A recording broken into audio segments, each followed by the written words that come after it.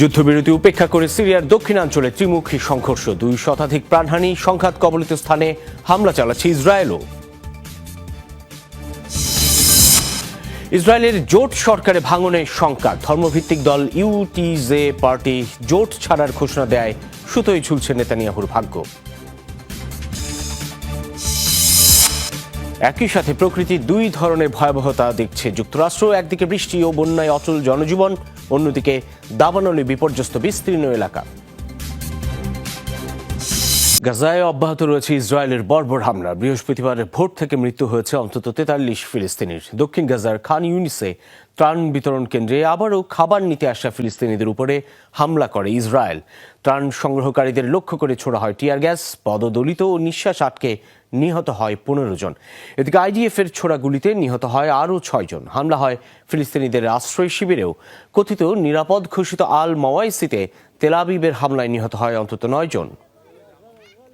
ইরাকের স্বায়ত্তশাসিত কুর্দিস্তানে যুক্তরাষ্ট্র মালিকানাধীন একটি তেল ক্ষেত্রে ড্রোন হামলা হয়েছে। হামলার জেরে বন্ধ করে দেওয়া হয়েছে দুহাক প্রদেশে অবস্থিত সারসাং নামের জ্বালানি স্থাপনাটি। প্রাথমিকভাবে হতাহতের কোনো তথ্য পাওয়া যায়নি। সোমবার আরবিল প্রদেশের একটি বিমানবন্দর থেকে চালানো হয় এই ড্রোন হামলা। পরদিন স্থানীয় সময় সকালে যা আঘাত হানে। এখনও হামলার দায় স্বীকার করেনি কোনো গোষ্ঠী। নিরাপত্তা নিশ্চিত না হওয়া পর্যন্ত সব কার্যক্রম স্থগিতের ঘোষণা দিয়েছে মার্কিন তেল কোম্পানিটি। এদিকে প্রদেশটির খুরমালা তেল ক্ষেত্রে আরও 2টি ড্রোন হামলার খবর পাওয়া গেছে।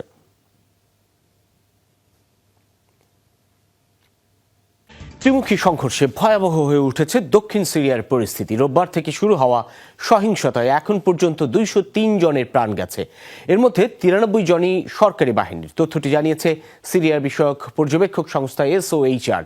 যুদ্ধবিরতি উপেক্ষা করে এখনও থেমে থেমে সংঘর্ষ চলছে সুয়েইদার বিভিন্ন স্থানে। এদিকে সংঘাত কবলিত স্থানেই হামলা চালাচ্ছে ইসরায়েলও। বৃষ্টির মতো ছোড়া হচ্ছে একের পর এক গুলি। ত্রিমুখী লড়াইয়ে যেন অ্যাকশন সিনেমার কোনো দৃশ্য।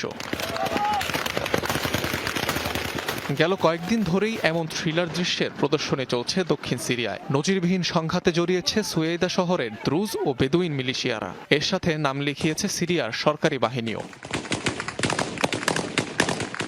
যুদ্ধবিরতি ঘোষণা করা হলেও তা মানছে না কোনো পক্ষই। আরও ভয়াবহ হয়ে উঠেছে দক্ষিণ সিরিয়ার পরিস্থিতি। থেমে থেমে সংঘর্ষ চলছে সুয়েদার বিভিন্ন স্থানে।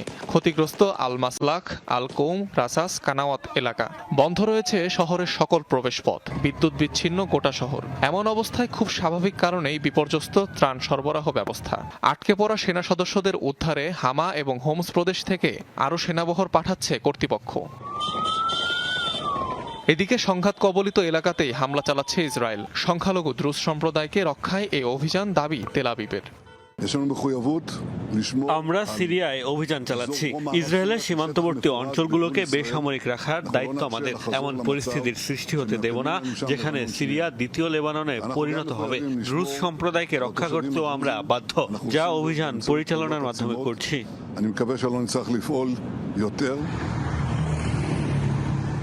সুন্নি বেদুইনদের সাথে দ্রুজদের সংঘাতের ইতিহাস দীর্ঘদিনের। তবে সম্প্রতি 2 গোষ্ঠীর বিরুদ্ধে একে অপরের বাসিন্দাদের অপহরণের অভিযোগ কেন্দ্র করে নতুন করে শুরু হয় সহিংসতা। দক্ষিণাঞ্চলীয় সুয়েদা শহরটি সিরিয়ার সবচেয়ে বড় দ্রুজ অধ্যুষিত আবাসস্থল, যেখানে প্রায় 7 লাখ ধর্মীয় সংখ্যালঘু দ্রুজের বসবাস। কয়েক মাস আগেও সিরিয়ার সরকারি বাহিনীর সাথে নজিরবিহীন সংঘর্ষে জড়ায় গোষ্ঠীটির সদস্যরা। অনিক রহমান, যমুনা নিউজ। লেবাননে হিজবুল্লাহ সদস্যদের অবস্থান লক্ষ্য করে বিমান হামলা চালিয়েছে ইসরায়েল। প্রাণ গেছে কমপক্ষে 12 জন। তাদের মধ্যে 5 জনই হিজবুল্লাহ সদস্য বলেই জানা গেছে। মঙ্গলবার উত্তরাঞ্চলীয় বেকা উপত্যকা এবং পূর্বাঞ্চলীয় বালবেক শহরে চালানো হয় এই হামলা। টার্গেট করা হয় অঞ্চলগুলোতে অবস্থিত হিজবুল্লাহর ঘাঁটি, অস্ত্রাগার, প্রশিক্ষণ কেন্দ্র সহ শরণার্থী ক্যাম্প। আইডিএফ এর দাবি, স্থানগুলো ব্যবহার করে ইসরায়েলে হামলার পরিকল্পনা করছিল হিজবুল্লাহর এলিট বাহিনী রাদওয়ান ফোর্সের সদস্যরা। নভেম্বরে হিজবুল্লাহর সাথে যুদ্ধবিরতি কার্যকর হলেও তা উপেক্ষা করে লেবাননের বিভিন্ন অঞ্চলে হামলা চালিয়ে আসছে তেল আবিব। চুক্তির শর্ত ভেঙে এখনও দেশটির দক্ষিণাঞ্চল থেকে সেনা প্রত্যাহার করেনি আইডিএফ। পরমাণু ইস্যুতে ইরানের সাথে আলোচনায় কোনো তাড়া নেই যুক্তরাষ্ট্রের, এমন মন্তব্য করেছেন মার্কিন প্রেসিডেন্ট ডোনাল্ড ট্রাম্প। দাবি, আলোচনার টেবিলে বসতে আগ্রহী তেহরান, কিন্তু ইরানে হামলার ফলে সুবিধাজনক স্থানে রয়েছে যুক্তরাষ্ট্র। তাই এ বিষয়ে মাথা ব্যথা নেই ওয়াশিংটনের। ইরান কথা বলতে চায়, কিন্তু আমার কোনো তাড়া নেই, কারণ আমরা তাদের স্থাপনা ধ্বংস করেছি। তাদের আবার সব নতুন করে শুরু করতে হবে, কেননা কোনো কিছুই আর ব্যবহারযোগ্য নেই। অন্য কোনো পাহাড় বেছে নিতে হবে তাদের।